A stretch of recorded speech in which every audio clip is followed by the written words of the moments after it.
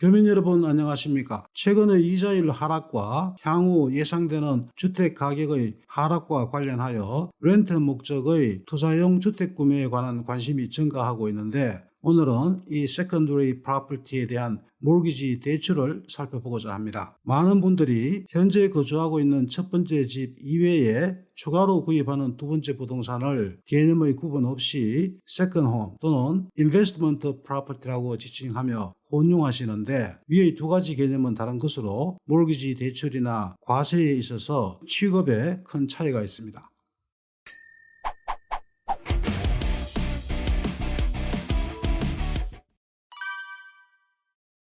프라이머리 레지던스란 말 그대로 본인이 주로 생활하는 거주지로 1년의 대부분을 그곳에서 살고 본인의 직장과 가까우며 면허증, 텍스 보고나 유권자 등록 등을 통해서 본인의 거주지 증명이 가능한 집을 의미합니다.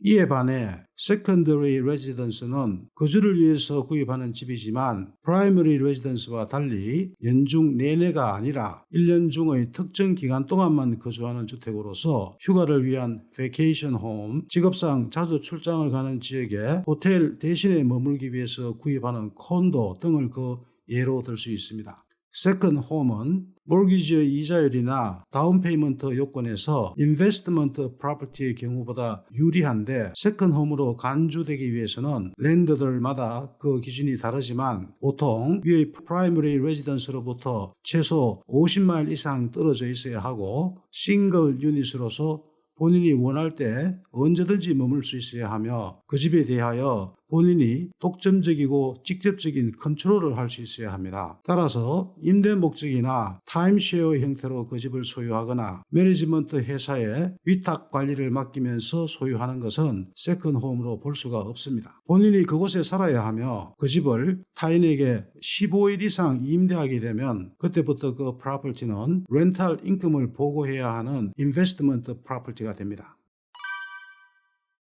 인베스트먼트 프로퍼티란 본인이 거주하기 위한 목적이 아니라 렌트나 다른 소득을 창출하기 위해서 소유하는 콘도, 하우스, 싱글 또는 멀티 유닛을 말합니다. 인베스트먼트 프로퍼티는 세컨홈과 달리 50마일 거리 제한이 없이 프라이머리 홈 근처에 있는 부동산을 구입하여도 무관합니다. 기본적으로 모기지 대출의 조건은 프라이머리 홈의 경우에 가장 유리하게 적용됩니다. 왜냐하면 돈을 빌려주는 랜더의 입장에서 볼 때 본인이 직접 생활하는 프라이머리 홈이 모기지 페이먼트와 관련하여 가장 리스크가 적기 때문에 이자율이나 다운페이먼트 요건에서 나머지 두 가지보다 완화된 조건을 허락합니다. 돈을 빌린 바로어가 실업이나 예상치 못한 의료비 등으로 인해 재정적 위기에 봉착할 때 평상시에 거주하는 프라이머리 홈보다는 세컨홈보다는 거주 자체를 하지 않고 투자용으로만 보유하고 있는 인베스트먼트 프로퍼티에 대한 페이먼트를 연체하거나 지불하지 않을 가능성이 크기 때문입니다. 따라서 랜더 입장에서 볼 때 세컨더리 레지던스나 인베스트먼트 프로퍼티에 돈을 빌려주는 것이 훨씬 리스크가 높기 때문에 그 리스크를 줄이기 위해 위 두 가지 경우에 보다 더 높은 이자율을 책정하고 더 많은 다운페이먼트를 요구하는 것은 당연한 것입니다. 각각의 랜더들마다 다르겠지만 통상 이자율의 경우 프라이머리 홈보다 세컨 홈의 경우에는 0.5% 정도, 인베스트먼트 프로퍼티의 경우에는 0.5에서 1% 정도 높게 책정되며, 다운페이먼트도 프라이머리 홈의 경우 컨벤셔널 론의 경우에는 최소 3%, FH의 경우에는 3.5%도 가능하지만 세컨 홈의 경우에는 그보다 높은 10에서 20%, 인베스트먼트의 경우에는 15에서 20% 정도 높게 요구하게 됩니다. 그러나 인베스트먼트의 경우에는 부채와 인컴의 비율인 DTI 계산에서 예상되는 렌탈 인컴의 75%까지 본인의 현재 인컴으로 추가할 수 있는 장점이 있습니다.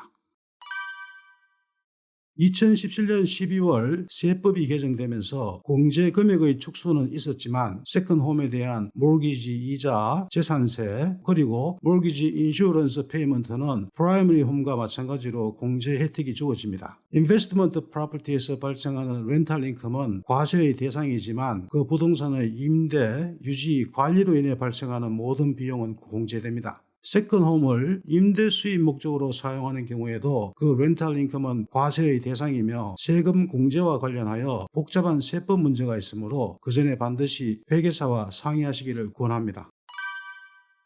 이상에서 살펴본 바와 같이 세컨홈과 인베스트먼트 프로퍼티는 개념상 구분되는 것으로 몰기지 대출이나 과세에 있어 큰 차이점이 있습니다. 이에 대해 보다 자세한 정보를 원하시면 저희 홈페이지 leobe.com을 방문하시어 무료 상담 코너를 이용하시면 되겠습니다. 감사합니다. A better life, a better future. Timeline Financial.